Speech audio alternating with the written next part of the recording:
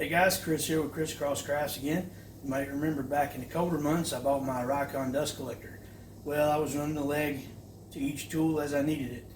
Well, obviously that didn't work too well, but it's filled the need. But anyway, Max and I have been working hard and sweating a little bit. Well, I've been sweating, he doesn't break a sweat for whatever reason. But we got the legs ran across the ceiling and then down to the specific tools. Come with me and I'll show you exactly what I did. Maybe you have a better solution. Maybe you got some suggestions to make mine better. So let me know. Okay, some of you saw a recent post where I just got a dust collector. Woohoo! Well, now it's time to run it. Well, originally I was going to run it out of pipe, normal dust pipe, and I did, and I didn't like it. So I decided I'm going to go back and use PVC. One of the biggest problems you run into with trying to do dust collection with PVC, though, is going from the PVC to normal dust pipe. I could have used metal, but PVC is where I'm going to go, and I'm going to run a grounding kit. But anyway, still stopped by my local supply store, to Klingspor's Woodworking shop, and they had an adapter that goes from PVC pipe to the dust collection fitting. So now I can connect to normal hose and go to business. So anyway, hold tight, and I'll try to show you what we're doing here. If the wide load wasn't in your way, you'd see I was working with the 4-inch dust pipe coming up from the miter station. I do have a blast gate installed just about the level of the top of the hood. From the blast gate up to the ceiling, I'm working with standard dust pipe again, all the way to where the bend starts across the ceiling, and that's where I've got installed that PVC to dust pipe adapter. And you'll notice I'm also using the safety first protocol that rednecks use. I'm using my ladder to support the long PVC pipe that's going across the ceiling to finish that out. What I'm going to hold the pipe to the ceiling with, I was going to use the U-shaped brackets, but instead I bought this flexible wire hanging strap. It's designed to like hang ducks and things like that. So I don't mean the quack quack ducks, but like your ear ducts. So I thought this might be a better option. It would give me a little more versatility since my rafters run this way. So see what happens. This temporary solution was definitely not a permanent fix, so I shifted everything over on the ceiling about 90 degrees off the miter station wall. This allowed me to put a proper bend and a Y so that I could make a drop. That would allow me to mount everything to my manifold and properly affix to all my tools. On today's edition of Redneck Corner, I'm going to show you a little trick I use when my hands are sweaty and the parts are slick. I simply wrap my belt around the part, and that allows me to get a good tight firm grip on it, and I can pull all the parts together and get everything snug and fit nicely without them moving around. This works exceptionally well in a lot of cases. Matter of fact, this is the way I change my oil filter in my truck. This is where I benefit from using that flexible strapping instead of those horseshoe brackets. I'm able to mount a scrap block securely to the ceiling, definitely hitting the 2x4 behind the sheetrock, and then I'm able to mount that strapping anywhere along that scrap block to make a secure connection. This is going to be a perfect hanger for my PVC. So now I'm trying to figure out about where I want my blast gate to fall. So once I figure out the height needed, I cut my PVC to length. Then I install a simple dust splice.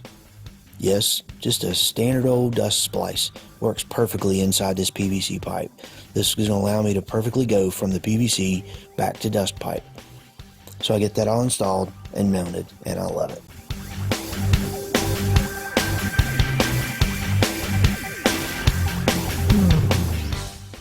And here's the final result. With the Y added and then the drop down, everything looks a lot cleaner. This time I did use a nice metal blast gate instead of the old cheap plastic. Definitely a better option. This is the manifold system I mentioned earlier. You can see this is going to control the table saw, the router table, and the future downdraft. So let's check it out. First you see that separator connected right to that dust collector. Man, that separator is a beast and it collects almost everything. Very little goes into that bag. So there's the complete system. But down this leg where we installed earlier, you see the metal blast gate which controls everything. There's the manifold I mentioned, and I'm simply using a dust splice into the different ports to create the different airflow. So now from there I can control my table saw, my router table, or my future downdraft. Back up and across you'll see the dust hood, which you can watch that on a totally separate video. Let's give it a test. Here I'm using the Testo 405i Enometer.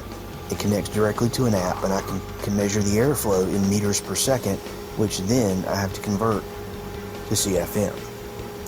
But here you can see I can reach a little over 15 meters per second, which is not too bad for this area.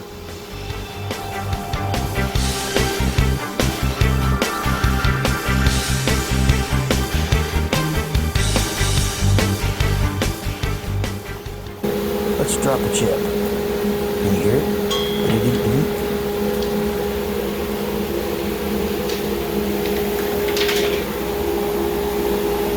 Got it! Okay, so I did make this little sweep that will enable me to literally expand that out. I can come right over here to my blast gate, connect that in. That will normally have a hose going out to all my bigger machines, but nonetheless, let me show you how that works. So all the dust is going into the separator and coming out into the dust collector. Fine dust in there, heavy stuff in here. So whether it's big or small, this dust collector sucks it all into that metal trash can, so it makes it easy to collect at the end of the day and do what I need to do. Alright, well there you go. My dust collection is done. It's the only time you'll ever ask me going to the shop and I tell you it sucks. But that's what you want. Pulling in plenty of CFM, so I'm pretty happy about that.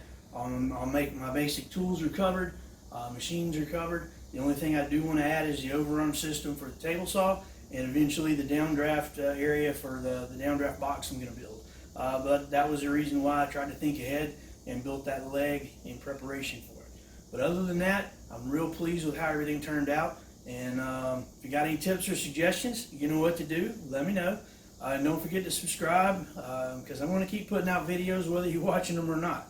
But anyway, I'll put a link to the description as well for all of the materials that I use, so you can go to the woodworking shop and pick those up easily. All the PVC parts are real simple. That's your big box store. But this is Chris with Christcross Crafts. Out.